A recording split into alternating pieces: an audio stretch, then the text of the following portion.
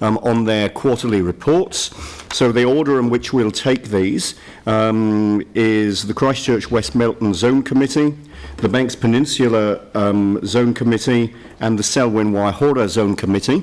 And what I intend to do is to give 10 minutes to each zone committee, and that would include time for questions if you wanted to leave time for questions. We're reasonably time limited around a number of other things on the agenda today, so I do need to keep this quite tight, but certainly happy to use the 10 minutes for each zone committee as you wish in each case. So if I could now call Arapata Reuben from the Christchurch West Melton Zone Committee. Arapata, you're the chair of that committee. Welcome to the table. Thank you very much indeed for the quarterly report, and we look forward to hearing your commentary alongside that. Thank you very much. Kia ora tātou. Ka mihi nui kia koutou katoa. Yeah, I think, I'm very conscious of 10 minutes, so I'll keep my part very brief. We always get a lot of really good questions afterwards. So, probably the big highlight for us has been the stormwater interceptor for downpipes and drains. It's basically a retrofit, so it's capturing what's continually coming down off those roofs and that. It's been kind of referred to as the ambulance at the bottom of the cliff at the moment. It will do the work, but we've got to continually do it, so it makes sense that we continue to remove those toxins from that equation so that we no longer have to have that ambulance at the bottom of the cliff. The zone committee itself, we're kind of almost in a reflective stage, where we've done a lot of the hard work over the last 6-7 years, and we're starting to now look at getting results back from a lot of those early zone implementations from 2012-13. We're also, with that downtime, we've got the opportunity to get out more with the community, and just especially around educating them around the groundwater systems, with the nitrates obviously being in the news for the last 6 months. So yeah, we've had 2 bus trips in conjunction with UC and a couple of other community groups. Both bus trips were full. It was a really informative day. Public really enjoyed it. They got a lot of good. We got a lot of good feedback from them. They walked away feeling very educated with a greater understanding of our groundwater system. And it kind of reminded me 3 months ago when I left here, we talked about, afterwards I talked with Olivia about doing a similar run with councillors themselves, just to get them up to speed and make them more aware of our groundwater system around Christchurch. So yeah, that's probably been our major thing for the last 3 months. Because we're in that reflective stage, we didn't have a council meeting last month, committee meeting last month, and just interestingly, Waimakariri and Ashburton are similar. They've done all that hard work. It's now sitting back reflecting and just watching for the results to come in and make adjustments where needed. So yeah, that's me for now, and happy to take any questions. Great, thank you. So are there any questions for Arapata? Dion. Just on the nitrates, then there was a letter that was sent? Yes, yeah. So as yet we haven't had a response back from the Ministry of Health. The letter was tabled, and I haven't caught up with Barbara. We haven't received that, have we? No, we haven't received a reply. Yeah. So what was the letter asking? Asking them to investigate, or we got given a report late last year, early this year, around the nitrates, and the nitrate limits seem to be a lot worse than what we first were led to believe last year. So we've sent that report off to the Ministry of Health and asked them to study it and come back with comments. Okay. And is there any, do you have any idea on how that happened? Like you were led to believe something and that's actually not true, or it may not be true. I mean, how's that kind of happened? Oh, it's a fact of life. Different people are testing different ways, right, different models, using different methods. We don't always have the most up-to-date. Yeah, other countries are doing studies, much more advanced, they're investing much more money into it. So yeah, this one just popped up and we looked at it and we thought, hey, look, this sounds like we need to do further investigations, so we've sent it away to the ministry. Okay. Yeah, just to check the validity of it and how much it will affect us here. And do you think do you need any further support around that sort of that request, or is it just sort of a wait and see? Pretty much just to wait and see what the response is from ministry, and yeah, we'll take a lead from that. Radio, thanks. Thank you, Pauline, and then Glenn. Oh, look, just to add to that and to let Aurapata know that as a council we've put through a remit to the local government conference asking the government to back some more research into what they consider or what we should consider as acceptable nitrate levels, because up till now I think the data's mostly been referring to the blue baby syndrome, but now we can see that there's a lot lower level can have we have a very high colorectal cancer rate here, and also the effects on the invertebrates, as you know, through the committee. So I'm just letting you know that we've done that too. So in a way we are supporting what the and done. yeah. So what Pauline said is exactly what I was saying. We were testing, measuring against blue baby syndrome, whereas this other one was on colorectal. Yeah. So when everyone's not measuring the same thing. And I think we had that discussion 3 years ago, high-level discussion with City Council and ECAN, because we were getting reports from both, and they kind of contradicted one another. They were measuring this one was measuring this one, something different. So we pulled them all together and asked them to measure the same note. Yeah, because it was just making our life so much difficult at the zone committee. Yeah, I believe so. Yeah. Great, thank you, Glenn.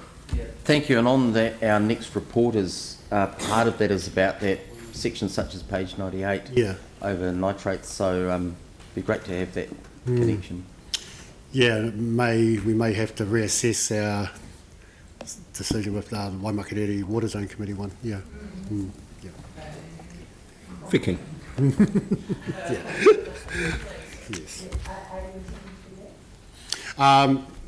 Judge, depending on what we get back from Ministry of Health and where that leads to from there, but yeah. Just on face value, I'm not a scientist by any stretch of the imagination, but it would appear that we may have gone a little too early with that decision. Well, but then that's all we had the information based on. So yeah. So as new information comes, you question your previous judgments and you make changes where necessary. Yeah. Nitrate incursion is actually increased in the new copy from ECAN. Sorry, what was it? Are you aware that the 3.8 level that the council objected to very strongly in the incursion of nitrates under the Waimak is actually increased in their new plan to 4.1 and 5.6? The current levels have increased. That what they're allowing? Oh, the recommendations, yeah. Are you aware that it's increased? I did hear a rumour, I haven't officially been told, Right. Yeah. What's your view on the whole, what's the name of the system? Overseer system? Look, my opinion's no different than most others. It's a tool. It measures some things, but it doesn't measure all. It has its limitations. And again, it comes back to funding. The government's put in $5 or $6 million into this tool, yet they don't own it. If they owned it, then they could make those changes immediately and measure all those other factors that are not being able to be inputted in. Ngaitahu dairy farms are limited in what they can put into it, so you're limited in what you get out of it, the information you get out of it. So who does own it? MBI, there's a consortium of them in there, 3 or 4. Including Ravensdown and Balance. Yeah, there's some industry in there as well, All right, But thank yeah, you. you only get out of it what you put in. If you can't put all your inputs into it, you're not going to get a true measure. All right, thank you. Any further questions for Aurapata? Can I just follow up on the Waimak one? Do you guys get a chance to, does your organisation get a chance to actually submit to ECAN in this current round of submissions? Or do you just become a member of the public as far as that's concerned? As a zone committee, we cannot make submissions. You can't? Okay. We can only make recommendations. Because remember, we're a joint committee of both City Council and Environment Canterbury.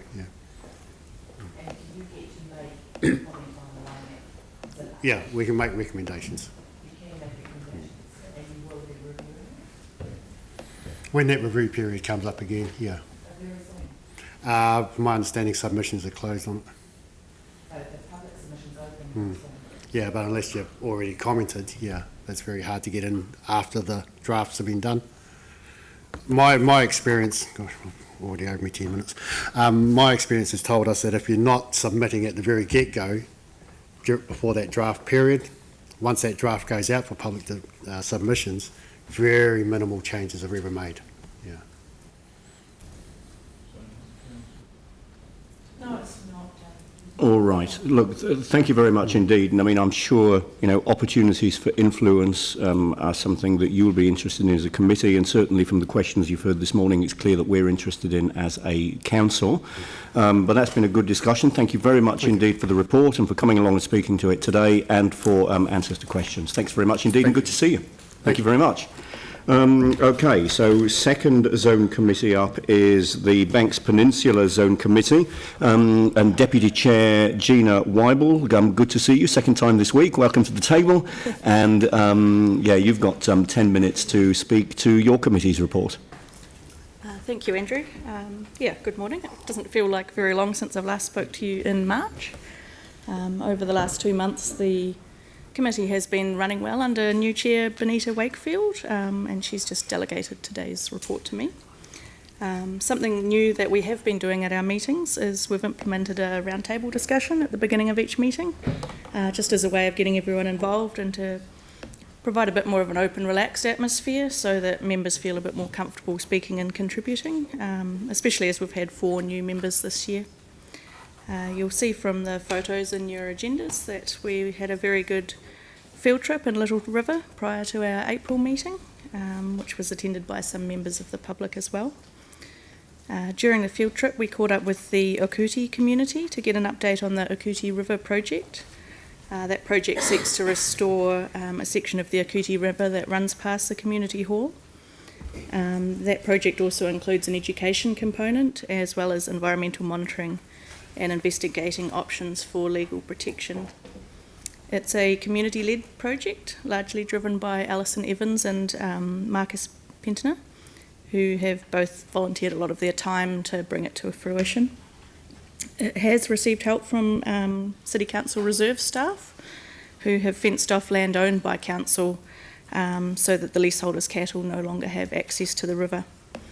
It's also received support from Wairewa Runanga, Enviro Schools, Lincoln and Canterbury Universities, DOC, as well as immediate steps funding through the Zone Committee and Environment Canterbury. This is one of 7 projects that received funding from the Zone Committee this year, which was approved this week. So it joins 39 projects that have been funded since the committee was established in 2011. So that comes to over $800,000 worth of immediate steps funding. And the work done sort of totals well over $1 million when you take into account that applicants are required to contribute at least a third of the total project cost. As part of the field trip, we also saw the willow removal that's happening on the Okana River this year, and the burn piles that are being created to save on cartage and dumping costs. We visited a site that had work done on it several years ago with all the willows removed and the riverbanks rebatted and reshaped and planted. It's definitely quite a transformation to see the difference. It's the 4th year that that program has been running, and the work is possible because of the creation of a special rating district which covers the whole Little River catchment. So the community supported that rating district after suffering 3 100-year floods in 2014 in the space of 2 months. And I just wanted to highlight that because it shows what can be done when the community gets together and agree to fund work.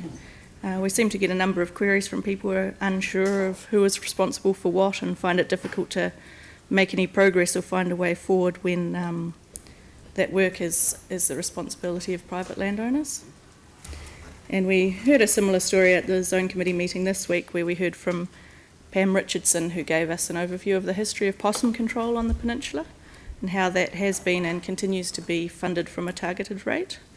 Even though possum numbers are now well below levels required for TB control, landowners have agreed to continue to fund that work to keep the numbers low below that threshold, but also for biodiversity reasons. And I'm not sure how many people understand how the process for funding works in terms of members of the public. But that work that's been done in Little River is a great example of what a community can achieve when they work together. especially when the work that's required is outside of what most individual landowners can afford. And yet it does affect everyone when flooding is affecting the main road and the community centre. They'll also have some pretty good bonfires, I think, because apparently the money goes twice as far if they don't take away the vegetation that's been removed. This isn't in the quarterly report, but I thought I'd mention it anyway. The Zone Committee has received some very frank feedback from landowners who were asked why they would be hesitant to apply for council funding. This is in relation to ECAN's Immediate Steps Fund, but it also applies to some of your funds, particularly the Biodiversity Fund, which is applied to sites of ecological significance. So essentially landowners have reservations in inviting council staff onto their properties.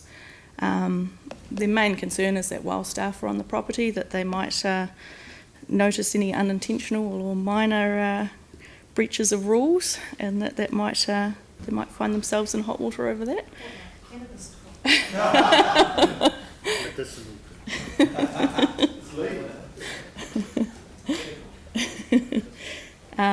And yeah, in terms of access, they're just also worried that if they allow something to go ahead on their property, that they will end up having staff wanting to come onto their properties for a number of years afterwards, as well as sort of future liabilities in terms of being restricted on what they can do in parts of their properties and being responsible for any maintenance.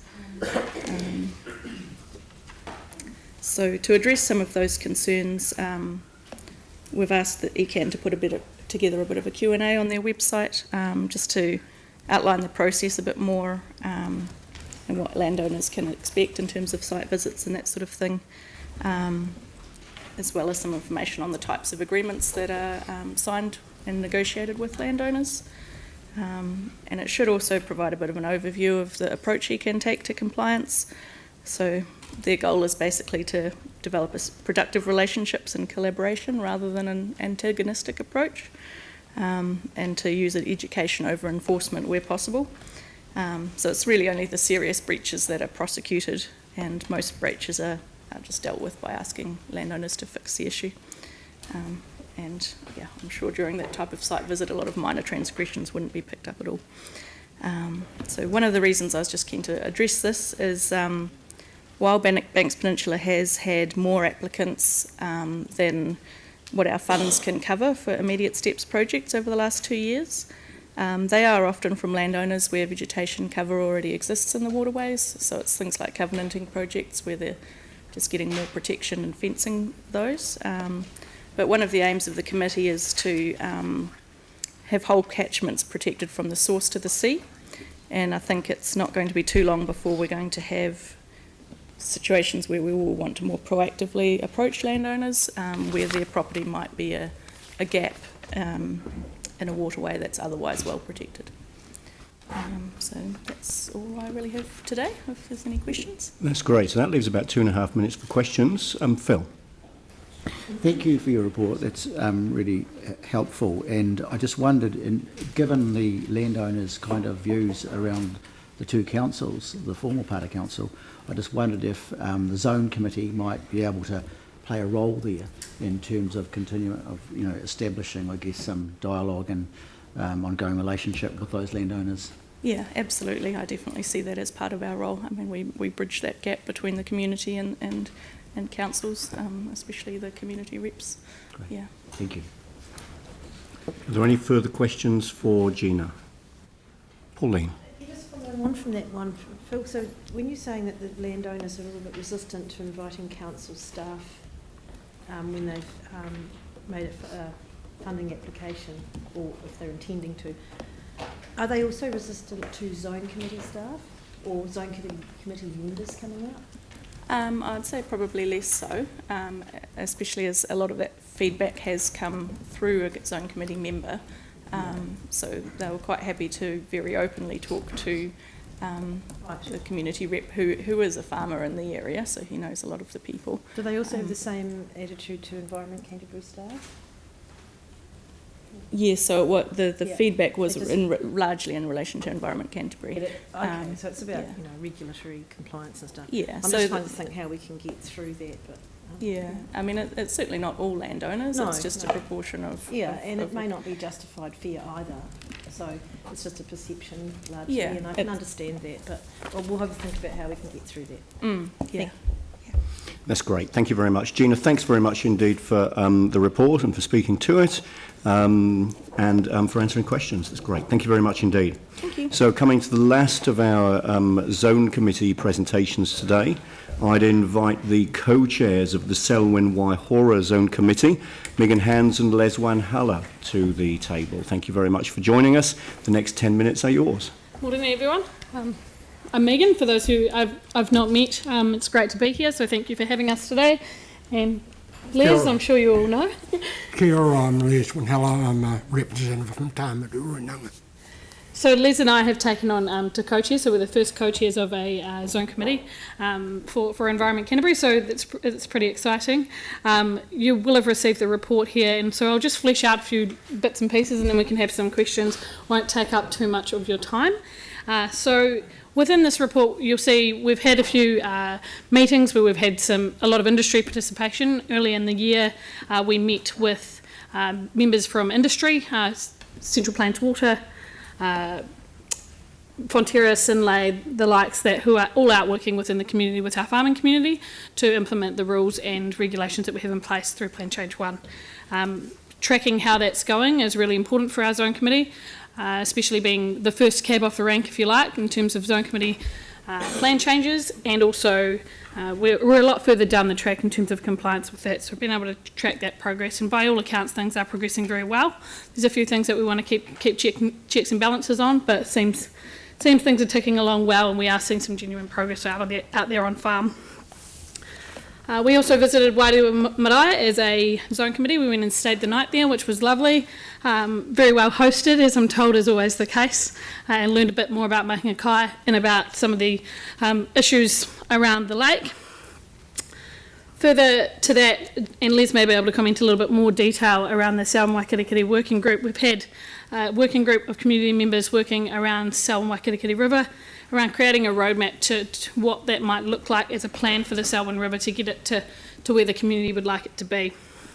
So that group has runanga farmers, community members, government organisations, community groups, lots of different groups who are there working for a plan for the Selwyn River, which is obviously often a hot topic in the media and a playground for those of your constituents here in the city.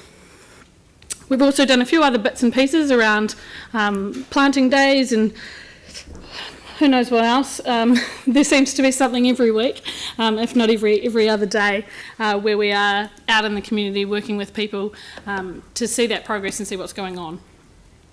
Moving forward, we've got in June that Selwyn Waikirikiri Working Group are going to come back and present to us their roadmap, and we'll be able to make some comments on that and see where to from here. They're also very keen, as well as a number of other community members, to see how we are tracking progress against our zipidinum and whether we are hitting the targets that were set for us. So that's a pretty fundamental piece of work for us moving forward, as well as taking our meetings out to the community. So our meetings have been in Lincoln for the last little while. We're not getting as much public participation as we would like as a committee, so what we are asking is that we have asked and we are going to be moving around the community and having meetings throughout the district in the future. So we'll see how that goes, and hopefully it's successful to be able to engage with different pockets of the community where we haven't been able to get them down to Lincoln to come and speak with us. So I guess we can leave it there. If there's any further questions, or Les can add any more comments about the working group. Yeah, as we all know, the Waikirikiri Selwyn, it's quite a polluted waterways, and with having the big braid in the middle of it, we don't get the flow as most other waterways. And from the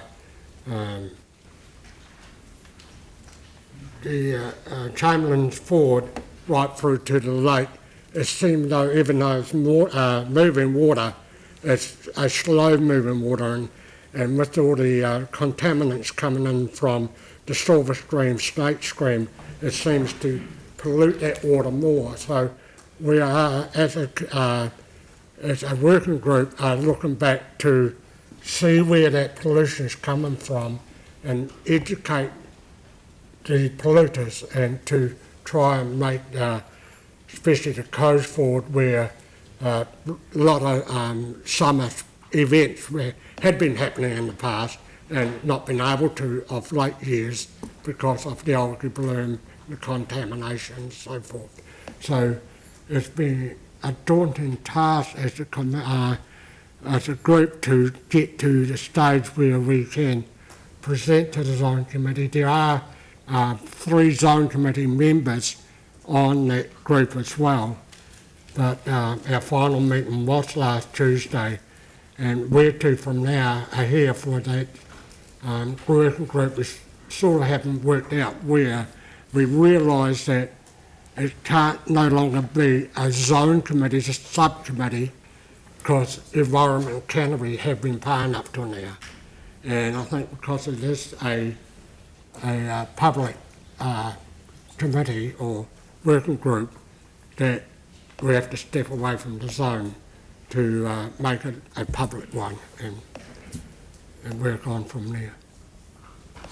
All right, thank you very much. Now that leaves a little bit of time for questions. Are there any questions for the representatives from Selwyn Waihora? No questions? Phil? I was just going to ask you, look, I'm really pleased to hear that you've had discussions with some of the industries like the Fonterra and Sinlake you mentioned, and Central Plains. So, I think you said there have been general progress with those discussions.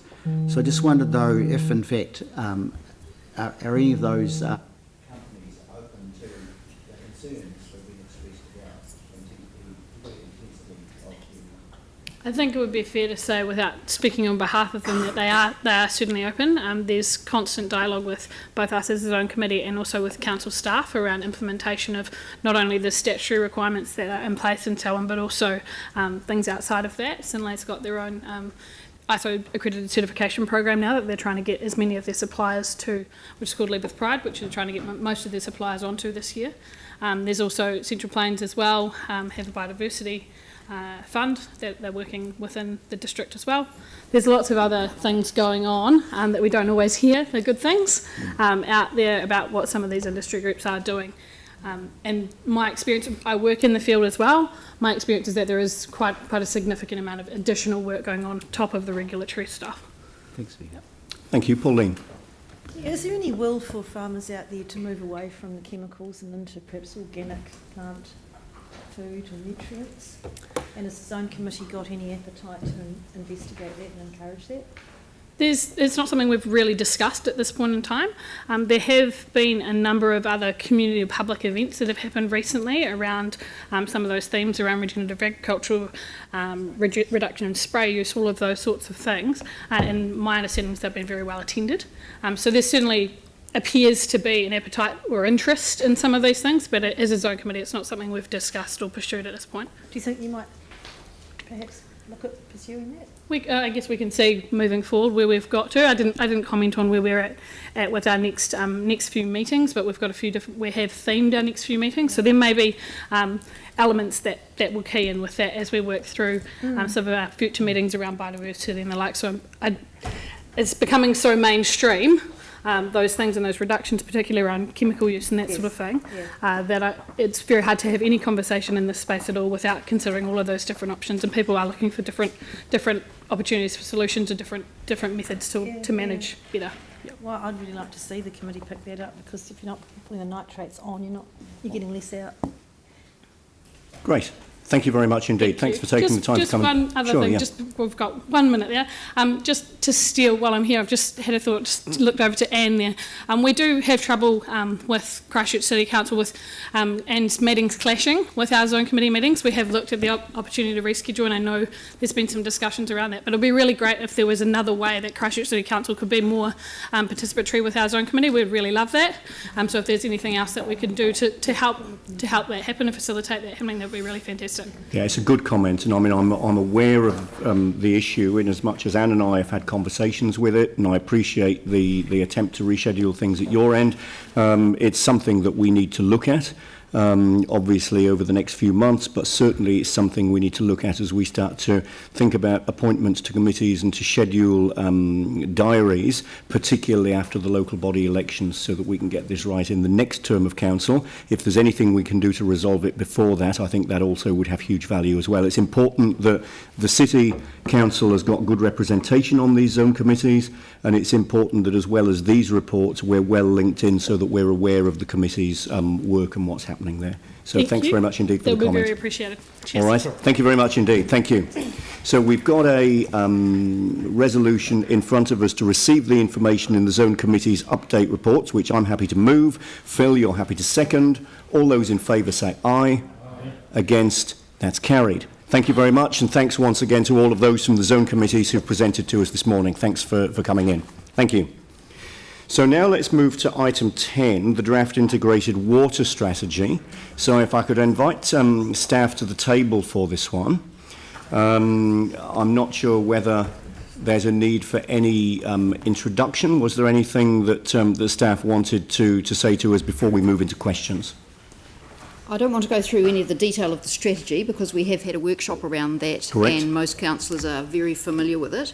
But I would just remind people that this is one overarching strategy where we have 3 at the moment.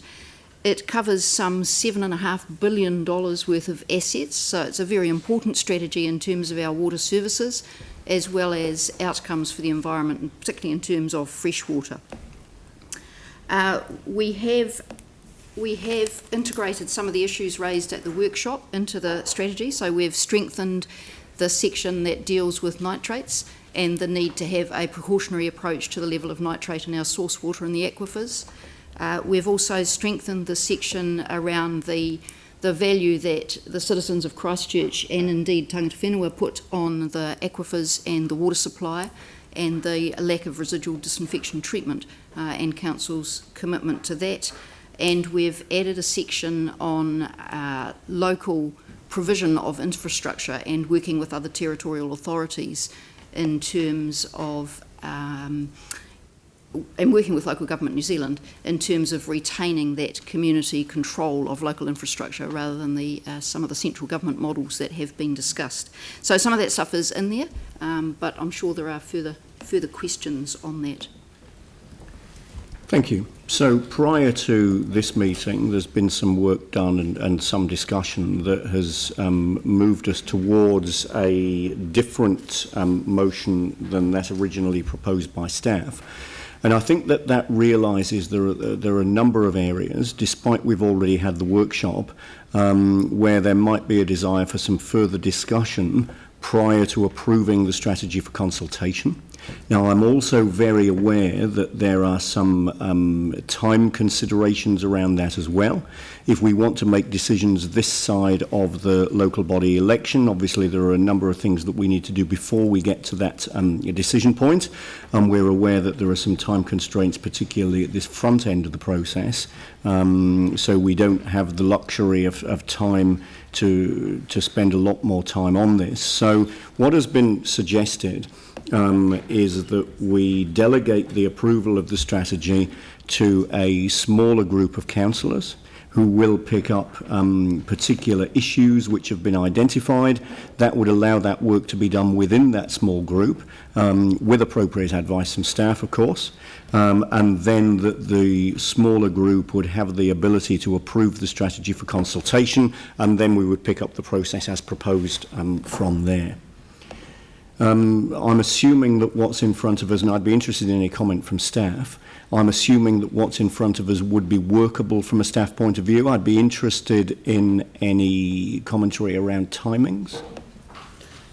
Yes, agreed that having it ready before the end of May would be ideal, and we can put some resource into working with councillors on that. In terms of the item 2, rather than have those defined as clearly as that, could we address those priorities in the strategy? Because I'm not sure that the wording there is completely appropriate, particularly the one about 0.4 megagrams per litre. You might want to make that milligrams. That's a typo around one That's a letter by typo, the looks of yes. things. Yep. However, those are very, very clear wording which you might want your working group and staff to So your alter. suggestion as to alternative wording, Helen, so that this reflects the discussions that are likely to take place, what would you be suggesting there? Well, just make it clear that the strategy addresses the key priorities listed below. Okay, so make clear that the strategy addresses... The key priorities. Yeah. Yep. So make clear that the that right? strategy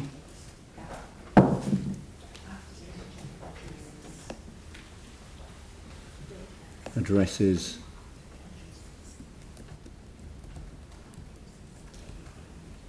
the following key priorities. Yep, that would be great. Key priorities below, that's fine. Request that the working group make clear that the strategy addresses the key priorities below. I think that picks up the spirit of what was intended, and obviously taking staff advice on what appropriate wording would be to make this as workable as possible. That's fine. All right, so no further commentary on the proposed resolution. That's workable and capable of being implemented. Yes. Great, thank you very much indeed. Are there any questions?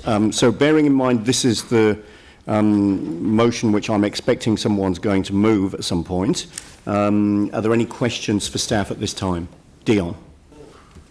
I just wanted to know what, I mean, the resolution that's been put up originally was that we adopt the draft for public consultation. Now, number one is that we go back to a working group and, well, go to a small, what is it? Yeah, working group Yep. before it goes to public consultation. I just wanted to know what's wrong with the draft as it is at the moment. There are areas, so informal discussions which have taken place to date have indicated that there are areas of the strategy which would bear further discussion, and that there are a number of people may want to strengthen or change certain areas. That possibly leads us to a position where, without those amendments being made, we may not be comfortable with the draft strategy as it currently stands. We don't have the time to do the further work and bring that back to a future council meeting. Neither would we have an appetite to approve something that we're not comfortable with going out for public consultation. So this has been suggested as the best way of working through that issue. If you wanted to be on that group of small councillors, if you have particular that small group of councillors, if you have particular issues that you're wanting to take there, then certainly we would welcome that. Yeah, I was just wondering what the specific things were that obviously we're not happy with, but... Yeah, so A, B and C would indicate that. You clearly weren't in the room for the earlier discussion that took place. No. No. Do you want me to come on then and do that? But yeah, I mean, at the end of the day, what we need to do is to approve something to go out for consultation within a particular time frame. This was seen as the easiest way of getting to a point where there was something that was capable of being approved because we were comfortable with it, whereas there were aspects of the current strategy that it was thought would bear more work, so therefore we weren't in a position to approve it today. All right, because I read it twice and I thought it was actually pretty okay, and it was going out to consultation that would be done, but... Yeah, I mean, there are others that feel that the draft strategy would benefit from more work in certain areas, and those are the A, B, C which are up there. Okay.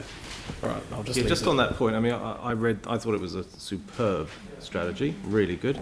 And the item 2 here, I mean, where's that coming from? That seems like, is that just a few councillors who've decided that those things are important?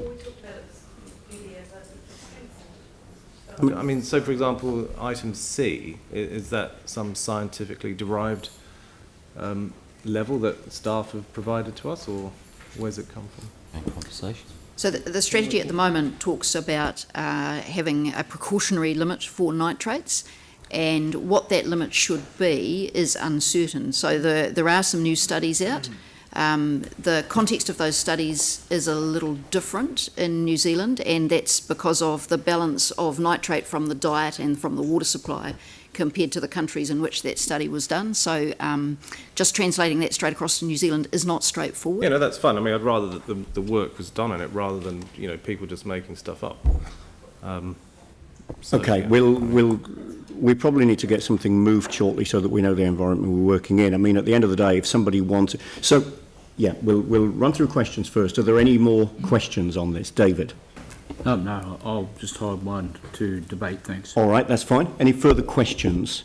Phil and Yanni. Phil. And thank you so much for all this work, but I just, the part, and I'm not sure which part it is actually, but I'm just, in terms of looking at the recommendations we've added to 2, I just wondered where this comment in the strategy around ensuring local communities and continue to have an influence over the provision of public water.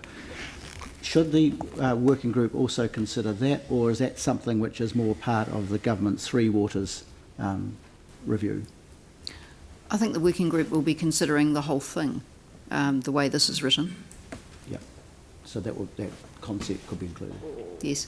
Thanks, Helen. Yeah, certainly this resolution would allow for that. Further questions? Yanni. So I'm just trying to understand the financial impact if we adopt the strategy as it is in the draft. What does it commit us to doing financially? So this is a high-level strategy which essentially fleshes out your outcomes around safe drinking water, healthy waterways, safe and healthy communities, and also contributes to prosperous economy. In terms of the building blocks, there will be implementation plans under this strategy, such as the water supply implementation plan, which would set out a 10-year plan that would then be built into your asset management plans, your infrastructure strategy, and the long-term plan. So the financial implications come as part of those more detailed 10-year implementation plans and get translated into budgets through the long-term plan process. Right. And can you just help me understand in terms of the stakeholder workshops, how many of those were just people in the community versus, like I see we've got a list of key dates where people, zone committees, Te Runanga, Hui, Environment Canterbury. In terms of stakeholder workshops, has there been any sort of discussion with community and public around the kind of basis for developing the draft? There haven't been any general public workshops as such. We've worked through the environmental NGOs and the various river care groups that are existing across the city, so those community groups, and of course the zone committees which have community members. The general public consultation stage would be part of the formal consultation once the strategy has been adopted.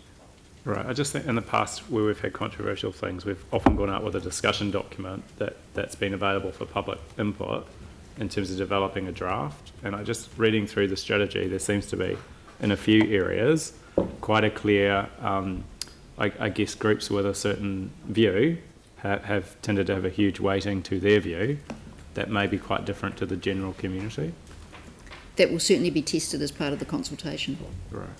And so if we get thousands of submissions, are we prepared in terms of things like hearings or process going forward to deal with that, given how important water seems to be to people? Well, item 4 in the recommendation would deal with that, I would say. So yes, we've been working with the communications team about setting up the consultation process, and we are prepared to do that. Right. And so what's the time frame, sorry, maybe in the report, for consultation, how many weeks? 30 days, is it? Yeah, we were looking at consultation for 30 days from the time that the document is released for public consultation. So there'd be a little bit of time for our comms and design team to produce all the materials that we would normally need to, and all the actions we'd normally need to take for public consultation. So initially we were looking at maybe mid to late June. I'd say probably now more late June for the start of public consultation, and for 30 days. Right, I'm just mindful that we've also got the Capital Acceleration Fund, consultation, engagement, whatever that process is going to be at the same time. We've also heard from groups, especially through the annual plan, that they need like 6 weeks. You know, if a community group wants to receive something, discuss it, come up with a collective position, they need time to actually formally ratify that at their meetings. I did wonder whether 6 weeks would be more appropriate for the significance of this strategy. So that's just a question, I guess, to the chair, but also to staff. Could we put I think we've already heard that there's a time constraint if we want to make a decision on this side of the election. Clearly, there's an element of continuity around this council making this decision. I'm guessing that there's likely to be, and this is really for staff to answer, a tension between that longer consultation period and the time needed for collating submissions and for a hearings panel to do its job, and for council then to make a decision within a time period where this council is able to do that. That's correct. Yeah.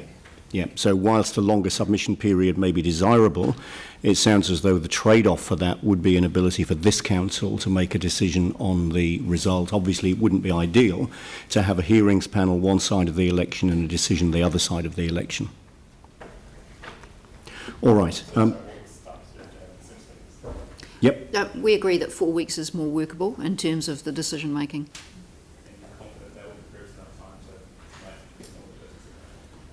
Yes, and the reason for that is that we have done such a lot of engagement with those community groups that are interested.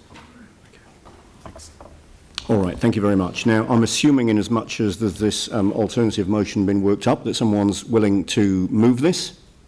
So, Vicky, you're happy to move. Is there a seconder? Phil, you're happy to second? All right, so we've now got this on the table. Yanni, you're wanting to be on the working group. Well, let's just put your name in there. I'm assuming the mover and seconder would be happy with the addition of Yanni to the working group. Great, thank you. So is there any debate on this? So I'll put the motion. There is debate on it. David. Thanks. Look, I'm happy to support this recommendation apart from 2C, which I feel is something that needs a lot more science behind it. So I'll just like when the voting is recorded that I had an objection to 2C. So you'd like me to put 2C I'm happy separately? to support the recommendation, but just note my opposition to 2C. So we'll just note your objection to 2C. 2C. That's fine. We can do that. That's fine. Yanni, and then Glenn and Dion. Yeah, I mean, I want to thank staff for the work that you've done to date on this. Actually, water is such a fundamental thing for our community, and particularly with all that we've been through. So I know that we've got time pressures, but I think what's really important is that we do spend the time to get something that the community buys into. The best way to get behaviour change and culture change, particularly around things like water, I think, is to actually bring the community with you rather than to alienate the community. So I hope with a little bit more time through the working party and then the process around engagement and consultation, that we need to be really mindful to make that as easy and accessible for the community to understand and to input into. So I think this is really an important document for us as a city. It's really important that we spend as much time as required to actually really embrace the ideas from across our city and to make sure that we get something that people buy into. So I look forward to the next step happening, and I'm glad that we're going to spend a little bit more time just looking at a few of the issues. Great, thank you very much. Glenn. Thank you. I support all the recommendations here, and I'm glad we've made those things explicit as we have into ABC. The working group, and this is largely procedural, the working group will do the work, refine it. But actually, this is a big deal because it's about local democracy, kaitiakitanga sustainability. This is actually huge when you look at what A, B and C represent, and it's, in my view, quite far-reaching and gives us the ability to have a strategy which we can then hold up and say to any government, no, actually, we're Christchurch, we're doing due diligence, best endeavours on our things to do with chlorine, and we're actually going to retain control of things water. So, this is actually quite big. But as I say, the working group will do the work and come back. That's great. Thank you. Phil. Thank you. I want to thank staff for this has been a huge undertaking, and I think we're really lucky that in terms of the way this report is written, that we want to fine-tune some things. There's no criticism at all of the report writers. I think that clearly Ngāi Tahu people have been involved with this. How Te Honua Council helps sign this off with us too will be an important part of our process. But I just think, while at times we think, gosh, here's another strategy, as Glenn was indicating, this is probably the big one in terms of how it influences Christchurch people, not just environmentally, but socially and economically and culturally too. So I really commend the strategy. I think it's great. There are so many, it's got real vision, it's got direction for us, it's very much needed and very timely. So I hope that the working group certainly can fine-tune it in a positive way. I'm sure we will. Thank you. Dion. Yeah, the main point that I wanted to make was actually around Ngāi Tahu and the involvement of iwi in this strategy. There's going to be some difficult conversations, I feel, in the future around water, iwi rights and other things, and I think having them at the table in this strategy and explicitly mentioned with their rights and other things in there is important, so that we don't get into conflict moving forward. So that's, I think, really important. But yeah, I'll support the resolution there. I have read this a couple of times. It's quite a big document and a lot of technical stuff in there. And I thought it was really good, actually. I thought it was really good to go out and get that as it is, go out to consultation. I mean, I trust my colleagues that they'll do what they feel is the right thing to do as well. So, I mean, I'll support it as it is. Thank you. Anne.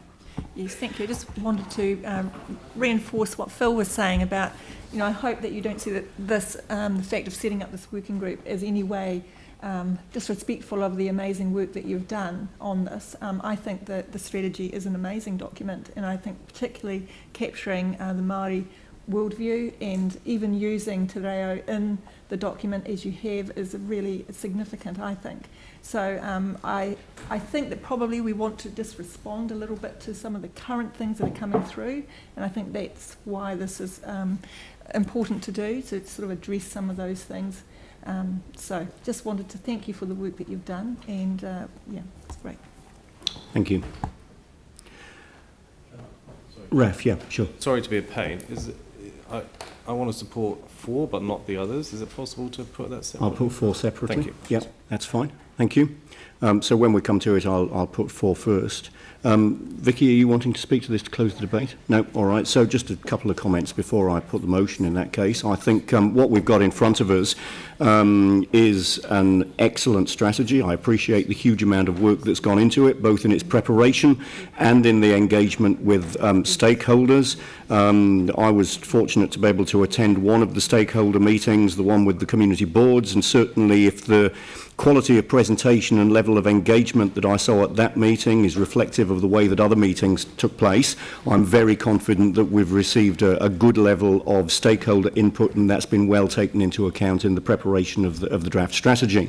Having said that, I'm also mindful that there have been suggestions as to some changes or improvements that could be made, and I think given the time constraints, forming a working group of interested councillors who will be able to work with staff advice to articulate some of the comments that have been made certainly is helpful and can only be of benefit and can only improve the draft that we go out for consultation with.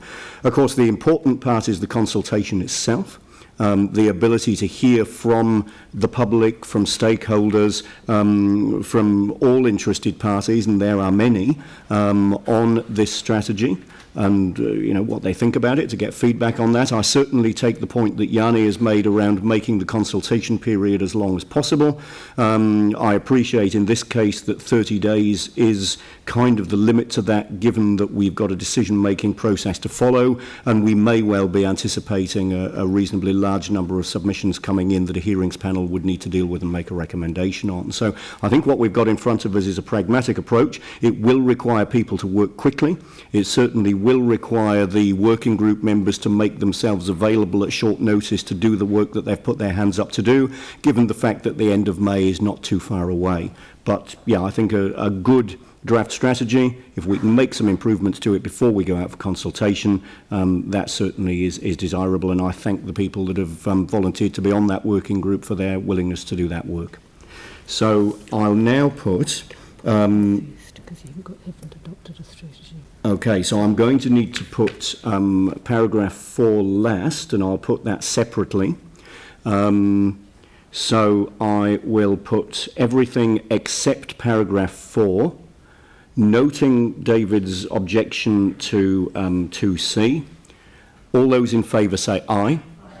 Against? No. Raf voting against. So that's carried. And now in that context, I'll put paragraph 4. All those in favour say aye. Against? That's carried. Thank you very much, and thanks once again for all of the work done by staff to get us to this point. Thanks very much indeed. Thank you. So now moving to the public excluded agenda.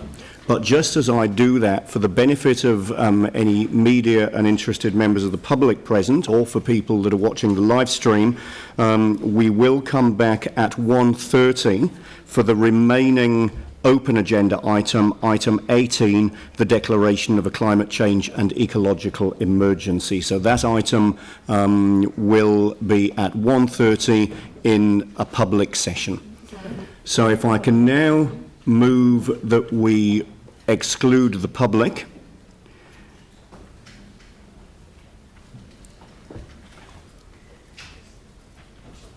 For the reasons set out on pages 156 to 157 of the agenda and pages 7 to 8 of the supplementary agenda. Do I have a seconder for that?